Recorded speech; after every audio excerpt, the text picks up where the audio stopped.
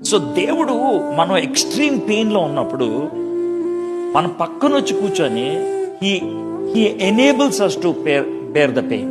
ఎందుకంటే ఆయనకి ఆ పెయిన్ తెలుసు కాబట్టి, ఆయన అన్ని రకాల పెయిన్స్ గుండా వెళ్ళాడు కాబట్టి ఆ పెయిన్ నాకు ఎలా ఉంటుందో తెలుసు కాబట్టి నీ పెయిన్ నాకు తెలుసు, నన్ను కూర్చొని నన్ను కంఫర్ట్ చేయండి.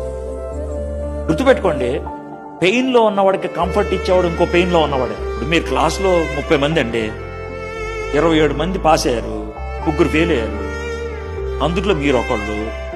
మీకు ఎవరు కంఫర్ట్ ఇవ్వగలరు? ఇంకో ఫెయిల్ అయినవాడు కనబడితేనే. మీకు టెన్షన్ ఎప్పుడు వస్తుంది తెలుసా, కోపం ఎప్పుడు వస్తుంది తెలుసా? పాస్ అయినవాడు కనబడితే. We have Jesus who went through pain. Therefore, when he talks, it gives us comfort. So ఇది మనకి ప్రొటెక్ట్ చేయడానికి. మొదటిది పనిష్మెంట్, రెండోది ప్రొటెక్షన్.